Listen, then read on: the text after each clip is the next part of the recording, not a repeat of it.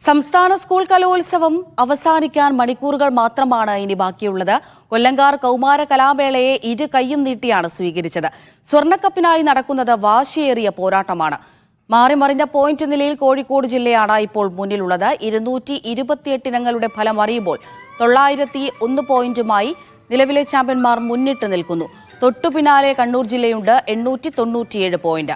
പാലക്കാട് 893 പോയിന്റുമായി മൂന്നാമതുണ്ട്. 10 വേദികളിലായി 10 ഇനങ്ങൾ മാത്രമാണ് ഇനി അവശേഷിക്കുന്നത്.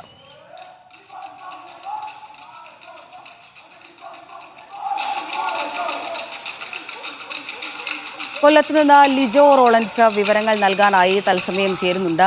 ലിജോ, കഴിഞ്ഞ 4-5 ദിവസം കൊല്ലംകാർക്ക് വലിയ ആഘോഷമായിരുന്നു. ഇന്നിപ്പോഴിതാ കലാമേള അവസാനിക്കാനിരിക്കുകയാണ്. ലിജോ, നോക്കുകയാണെങ്കിൽ കൊല്ലം റിപ്പോർട്ടറാണ്. അപ്പോൾ സജീവമായി ഇത്രയും ദിവസം കലോത്സവത്തിൻ്റെ ഇടയിൽ തന്നെ ഉണ്ടായിരുന്നു. ഇന്നിപ്പോൾ അവസാന ദിവസത്തിലേക്ക് കടക്കുമ്പോൾ എങ്ങനെയാണ് അന്തരീക്ഷമൊക്കെ? പോയിന്റ് ടേബിൾ എങ്ങനെയാണ് മാറി? ഇനിയിപ്പോൾ 10 ഇനങ്ങൾ ബാക്കിയുണ്ടല്ലോ. അപ്പോൾ ഫലം ഇനിയും മാറിമറിയാനുള്ള സാധ്യത കാണുന്നുണ്ടല്ലേ? Amrita, good morning. ഈ 5 ദിവസം കൊല്ലംകാർക്ക് എങ്ങനെ പോയെന്ന് ഇപ്പോൾ ഓർമ്മിച്ചെടുക്കാൻ കഴിയുന്നില്ല. 4-ാം തീയതി മുതൽ തുടങ്ങിയതാണ്. ഇന്നിപ്പോൾ 8-ാം തീയതിയിലെത്തി നിൽക്കുന്നു. നമ്മുടെ പ്രിപ്പറേഷനിലെല്ലാം നേരത്തെ തന്നെ തുടങ്ങിയിരുന്നു. ആദ്യ ദിനം മുതൽ തന്നെ കൊല്ലത്തുകാർ ഈ കൗമാര കലാമേളയെ സ്വീകരിക്കുകയാണ് ചെയ്തത്. അതിൻ്റെ ഒരു തെളിവ് തന്നെയായിരുന്നു ഇവിടേക്ക് എത്തിക്കൊണ്ടിരുന്ന ജനങ്ങളെല്ലാം തന്നെ. നല്ല അതികഠിനമായ വെയിലാണ് കുറച്ച് സമയം കഴിഞ്ഞാൽ കൊല്ലത്തുള്ളത്. പക്ഷേ അതിനെയൊന്നും വകവയ്ക്കാതെ വലിയ രീതിയിലുള്ള ജനപങ്കാളിത്തം തന്നെ ആയിരുന്നു വേദികളിലെല്ലാം തന്നെ ഉണ്ടായിരുന്നത്. തങ്ങൾക്ക് ഇഷ്ടപ്പെട്ട ഇനങ്ങൾ കാണാൻ നിരവധി ആളുകളായിരുന്നു എത്തിക്കൊണ്ടിരുന്നത്. കഴിഞ്ഞ ദിവസമാകട്ടെ ഈ സമാനതകളില്ലാത്ത ഒരു തിരക്ക് തന്നെയായിരുന്നു. കാര്യം ഞായറാഴ്ച ദിവസമായതിന് വലിയ രീതിയിലുള്ള ഗതാഗത കുരുക്കുൾപ്പെടെ ഉണ്ടായി. കാരണം ഇങ്ങോട്ടേക്ക് ഈ കലോത്സവ വേദികളിലേക്ക് എത്തുന്ന ആളുകളെ കൊണ്ടായിരുന്നു അത്രത്തോളം ഒരു തിരക്കുണ്ടായത്. ഇത് മത്സരങ്ങളിലേക്ക് വന്നു കഴിഞ്ഞാൽ ഇന്നിനി ബാക്കിയുള്ളത്, അതായത് 10 വേദികളിൽ മാത്രമാണ് ഇന്ന് മത്സരം നടക്കുന്നത്. 14 വേദികളിലെ മത്സരങ്ങൾ കഴിഞ്ഞ ദിവസത്തോടെ പൂർത്തിയായി കഴിഞ്ഞിരിക്കുന്നു. 10 വേദികളിലായി നടക്കാൻ പോകുന്ന മത്സരങ്ങളാണ് ഇനി ഈ പോയിന്റ് ടേബിൾ അല്ലെങ്കിൽ ആ സ്വർണ്ണ കപ്പ് ആരാണ് കൊണ്ടുപോകുന്നത് എന്നുള്ള കാര്യത്തിൽ ഒരു തീരുമാനമുണ്ടാക്കുക. അമൃത പറഞ്ഞതുപോലെ തന്നെ ഇപ്പോൾ ഒന്നാമത് നിൽക്കുന്നത് 901 പോയിന്റുമായി കോഴിക്കോട് ജില്ലയാണ്.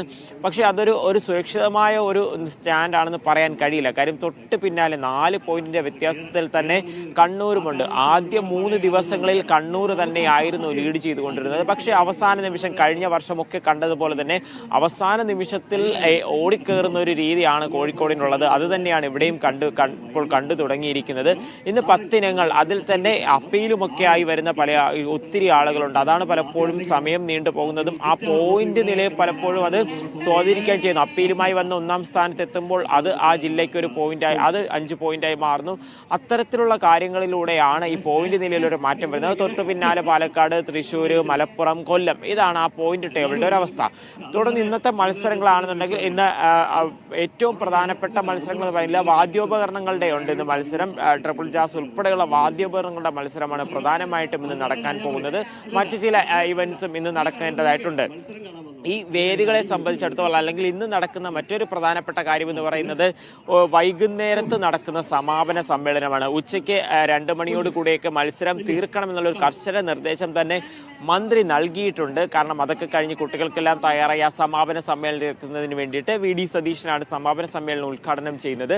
അതിൽ മുഖ്യ അതിഥിയായി എത്തുന്നത് മമ്മൂട്ടിയാണ്. ഒരുപക്ഷെ കഴിഞ്ഞ ദിവസത്തെ തിരക്കുണ്ടായില്ലെങ്കിൽ പോലും വലിയ രീതിയിലുള്ള ഒരു തിരക്ക് തന്നെയാണ് പ്രതീക്ഷിക്കുന്നത്. പല ആളുകളും ഇവിടെയൊക്കെ വന്നതിന് ശേഷം എപ്പോഴാണ് മമ്മൂട്ടി വരുന്നത് എന്നുള്ളൊരു കാര്യം ആരാഞ്ഞ ശേഷം മടങ്ങിപ്പോകുന്ന ഒരവസ്ഥയുണ്ട്. അപ്പോൾ ഈ കൊല്ലത്തേക്ക് 15 വർഷത്തിന് ശേഷം വിരുന്നെത്തിയ കൗമാര കലാമേളയെ ഇരു കൈയും നീട്ടി കൊല്ലംകാർ സ്വീകരിച്ചിരിക്കുന്നു. അതിന്റെ തെളിവാണ് കഴിഞ്ഞ ദിവസം നമ്മുടെ ഈ മഴയെപ്പോലും അവഗണിച്ചുകൊണ്ടായ എത്തിയ ഒരു. അതെ, ഞാൻ അതിനെക്കുറിച്ച് ചോദിക്കാനിരിക്കുകയായിരുന്നു. കാരണം കഴിഞ്ഞ 2 ദിവസം ശക്തമായ മഴയുണ്ടായിരുന്നു കൊല്ലം ജില്ലയിൽ. നോക്കുകയാണെങ്കിൽ ഈ പരിപാടിക്കിടയിലും കുട്ടികളൊക്കെ ചെളിവെള്ളത്തിലൂടെയൊക്കെ നടന്നു പോകുന്ന ദൃശ്യങ്ങൾ നമ്മൾ തന്നെ നമ്മുടെ സ്ക്രീനിൽ കണ്ടതുമാണ്. ഈ സംഘാടനത്തിലേക്ക് വരുമ്പോൾ എങ്ങനെയാണ് ലിജോ? കഴിഞ്ഞ പ്രാവശ്യം നമ്മൾ കണ്ടതാണ്, ഭക്ഷണത്തെ ചുറ്റിപ്പറ്റിയുള്ള വിവാദങ്ങൾ ഉണ്ടായിരുന്നു. അതുപോലെ തന്നെ രാത്രി ഏറെ വൈകി പരിപാടികൾ നടക്കുന്നു എന്നുള്ള ഒരു പരാതി രക്ഷിതാക്കളുടെ ഭാഗത്തു നിന്നൊക്കെ ഉണ്ടായിരുന്നു. അത് കഴിഞ്ഞ് കൊല്ലത്തേക്ക് എത്തുമ്പോൾ ആ ഒരു സംഘാടന രീതിയെ എങ്ങനെയാണ്, കൊല്ലംകാരുടെ സംഘാടന രീതി എങ്ങനെയാണ് ലിജോ നോക്കിക്കാണുന്നത്? അമൃത, സംഘാടനത്തെ സംബന്ധിച്ച് കാര്യമായ പരാതികളൊന്നുമില്ല. സംഘാടക സമിതിയുടെ ചെയർമാൻ എന്ന് പറയുന്നത് മന്ത്രി KN ബാലഗോപാലാണ്. അതോടൊപ്പം തന്നെ V ശിവൻകുട്ടി ഏകദേശം ഒരാഴ്ചയ്ക്ക് മുന്നേ തന്നെ ഇവിടെ എത്തി ദിവസവും ഇവിടെ എത്തിക്കൊണ്ട് കാര്യങ്ങൾ വിലയിരുത്തിക്കൊണ്ടിരുന്നു. ഓരോ ദിവസത്തെ റിവ്യൂ കൃത്യമായി എടുത്തിരുന്നു. അതിന്റെ അടിസ്ഥാനത്തിലാണ് തുടക്കത്തിൽ ആദ്യ ദിവസത്തിൽ ചില മത്സരങ്ങൾ തുടങ്ങാൻ വൈകുകയും തീരാൻ വളരെ വൈകി, അതായത് പുലർച്ചയോളം എത്തുന്ന ഒരവസ്ഥയുണ്ടായിരുന്നു. അപ്പോൾ മന്ത്രി അതിൽ കൃത്യമായി ഇടപെട്ടു.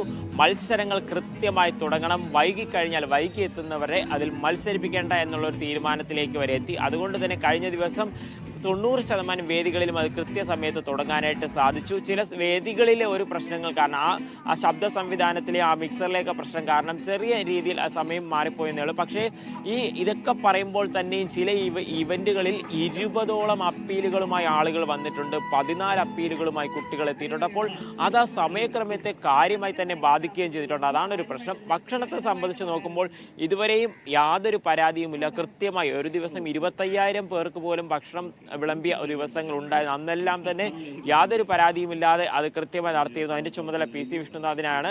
അപ്പോൾ അത്തരത്തിൽ കാര്യങ്ങൾ മുന്നോട്ട് പോകുന്നു. ഇന്നലെ അതേതായാലും പ്രശംസനീയമായ കാര്യം തന്നെയാണ്. പിന്നെ പേഴ്സണൽ ആയിട്ടുള്ള ഒരു കാര്യമാണ് ലിജോ, ഇത്രയും ദിവസമായിട്ട് ലിജോയും അതുപോലെ തന്നെ നമ്മുടെ സംഘവും ഒക്കെ അവിടെയുണ്ട്. അപ്പോൾ കണ്ടതിലൊക്കെ വെച്ചിട്ട് ലിജോയ്ക്ക് ഏത് വിഭാഗമാണ് അല്ലെങ്കിൽ ഏത് ഐറ്റമാണ് കൂടുതൽ ഇഷ്ടപ്പെട്ടത്? അല്ല, ഞാൻ പ്രധാനമായും ബാക്കി കോർഡിനേഷനും കാര്യങ്ങളൊക്കെ നടക്കുമ്പോൾ ഒരു വേദിയിൽ തന്നെ കൂടുതൽ സമയം ചിലവഴിക്കാനായിട്ട് കഴിഞ്ഞില്ല. കുറച്ചധികം സമയം ഇരിക്കാൻ കഴിഞ്ഞത് ചവിട്ട് നാടക വേദിയിലായിരുന്നു. അതുകൊണ്ട് തന്നെ ചവിട്ട് നാടകം അത് ഒരുപക്ഷെ അത് എന്നെ സംബന്ധിച്ച് നോക്കുമ്പോൾ പഠിച്ചുകൊണ്ടിരുന്നപ്പോൾ ഇന്റേൺഷിപ്പായിട്ട് ഈ തിരുവനന്തപുരത്തെ കലോത്സവത്തിൽ കാണാൻ പോയിട്ടുണ്ടായിരുന്നു. ജില്ലാതലം വരെ ഞാൻ ഇംഗ്ലീഷ് സ്കിറ്റിൽ കലോത്സവത്തിൽ മത്സരിക്കുകയും ചെയ്തു. അപ്പോൾ അതിനുശേഷം നേരിട്ട് റിപ്പോർട്ട് ചെയ്യുന്ന ആദ്യ കലോത്സവത്തിൽ എനിക്ക് ഏറ്റവും ഇഷ്ടപ്പെട്ട ഒരു ഇവന്റ്, അല്ലെങ്കിൽ ഞാൻ കണ്ടതിൽ എനിക്ക് ഏറ്റവും ഇഷ്ടപ്പെട്ട ഒരു ഇവന്റ് തീർച്ചയായിട്ടും അത് ചവിട്ട് നാടകം തന്നെയാണ്. അത് കണ്ടിരുന്നു പോകും, എത്രത്തോളം എഫേർട്ട് എടുത്ത് എത്രത്തോളം ഒരു എനർജി ലെവൽ ആ കുട്ടികൾക്കുണ്ട് എന്നുള്ളത് അത് കണ്ടു കഴിഞ്ഞപ്പോഴാണ് മനസ്സിലാക്കാനായിട്ട് സാധിച്ചത്. മറ്റു ചില ഇവന്റുകൾ അതോടൊപ്പം തന്നെ ഈ മിമിക്രി എന്ന് വലിയ പുതുമയൊന്നും ഇല്ലാതെ പോയത് കൊണ്ടായിരിക്കും അതിൽ വലിയ ആകർഷണീയം തോന്നായിരുന്നു. മോണോ ആക്ട് അതുപോലെ തന്നെ കണ്ടതിൽ എനിക്ക് ഇഷ്ടപ്പെട്ട മറ്റൊരു ഇവന്റ് ആയിരുന്നു. ശരി ലിജോ, ഏതായാലും അവിടെ തന്നെ ഉണ്ടാകുമല്ലോ. നമുക്ക് വരും മണിക്കൂറുകളിലും കൂടുതൽ വിവരങ്ങളുമായി എത്താം. നല്ലൊരു ദിവസം ആശംസിക്കുന്നു. ലിജോ റോളൻസ് ആണ് വിവരങ്ങൾ നൽകിയത് കൊല്ലത്ത് നിന്ന്.